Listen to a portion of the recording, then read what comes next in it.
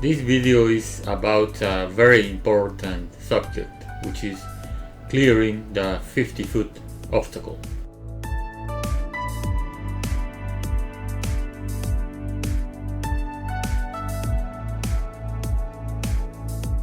Here we are en route, flying to the northern tip of Lake Chelan in Washington.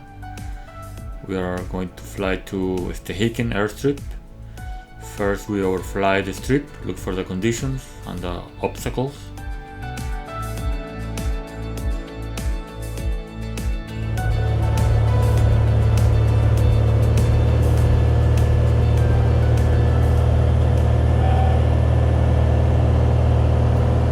After checking the obstacles, we proceed to our landing.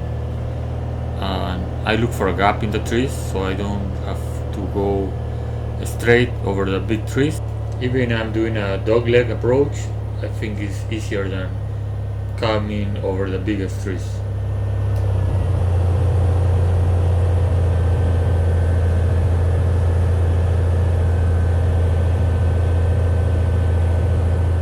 Winds are calm, we decided to land 3-1.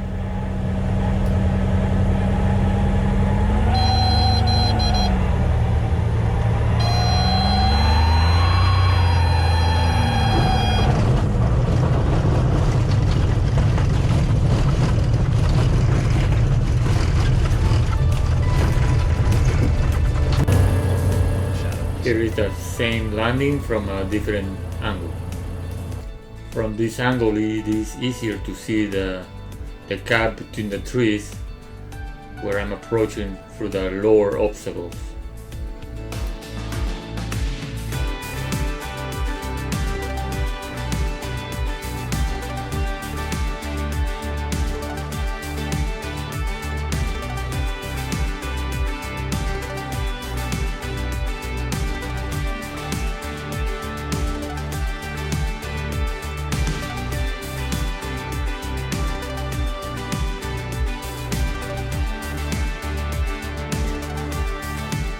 Now we are doing the takeoff. The Sportsman stall kit allows me to take off with 30 degrees of flaps and it will be in the air at very slow speed. What I do is stay in ground effect to gain more speed and authority, and then I start my climb.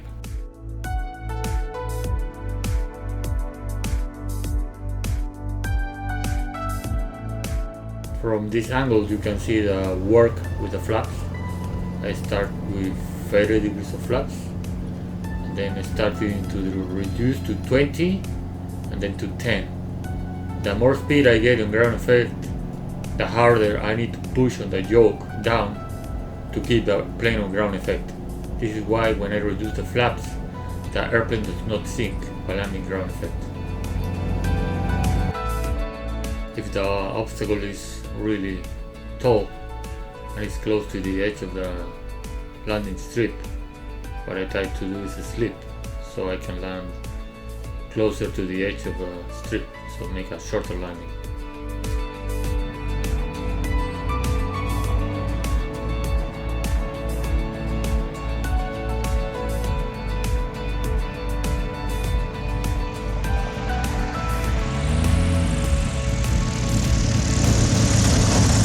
Every airplane should have in the POH takeoff distance chart. This is key to know the performance of your airplane to clear the 50-foot obstacle.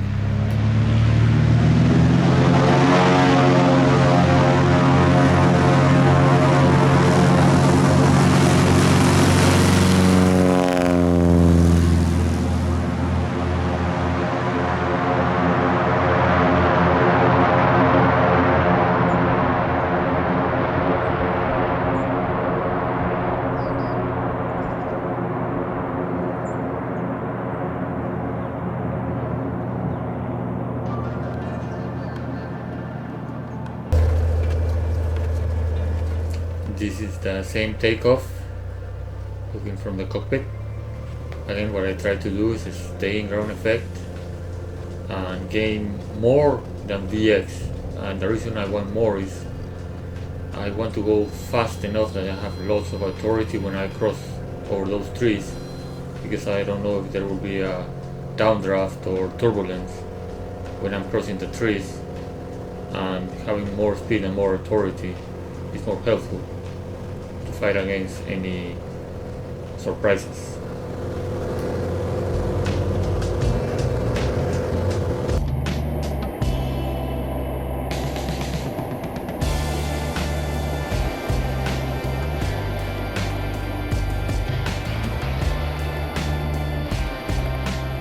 Here is another landing, looking for a gap in the trees.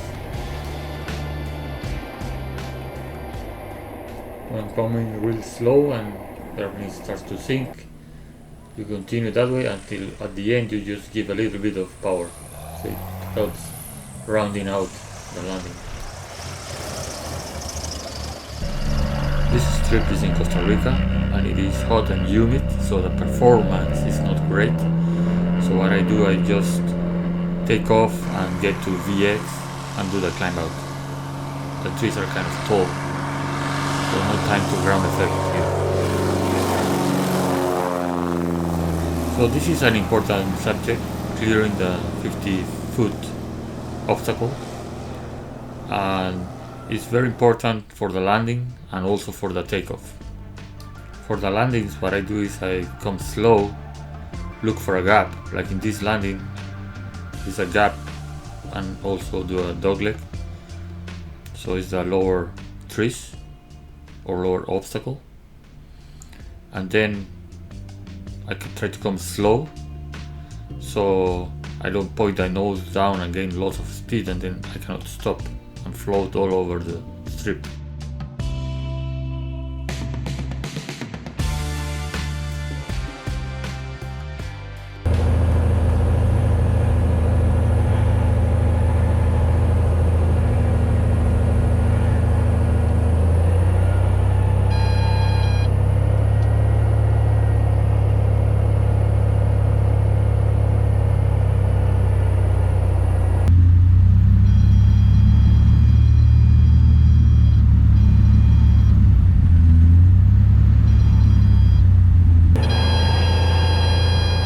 Your airplane's POH should have the numbers for 50-foot obstacles, and it's very important to read those and check the temperature, the weight of your airplane. That's very important. The temperature and winds can change after you land, so you always have to be aware of that. The calculated distance in the POH is only to clear the 50-foot obstacles, so be aware of rising terrain as well. This airstrip is in Idaho. It's one of the few ones that has obstacles on both ends, and it's a challenge because of the high density altitude.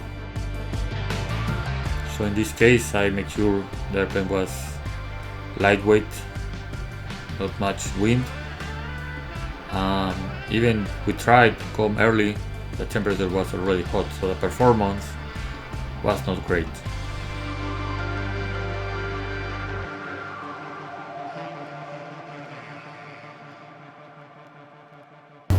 This strip is Chiroles in Costa Rica. It has tall trees, but as you can see there is a live obstacle, and I have to go over that one as well. I decided to continue the landing because there was still plenty of distance left for the landing.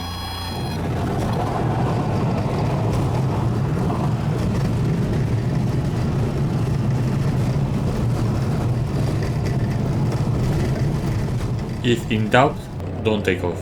It's better to take the load out of the airplane and make one takeoff practice.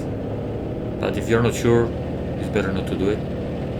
Check your POH, and if the numbers don't play well, make the adjustments you need to lower the weight, or wait until it's cooler or less wind.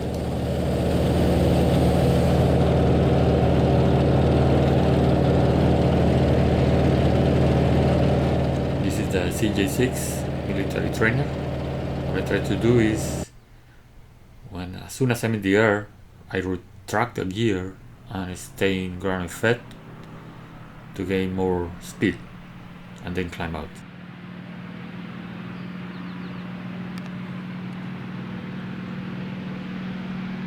Always it's good to consult the POH and take the conservative approach.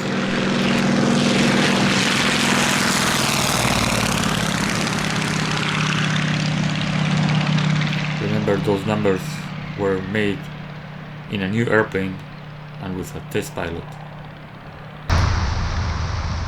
Performance charts allow a pilot to predict the takeoff, climb, cruise, and landing performance of an aircraft. These charts provided by the manufacturer are included in the POH.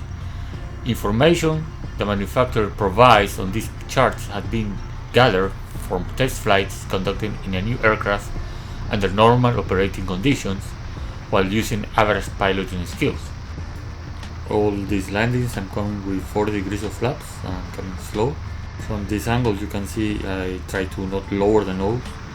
I am also controlling the speed with the yoke, with pitch, and the altitude with throttle.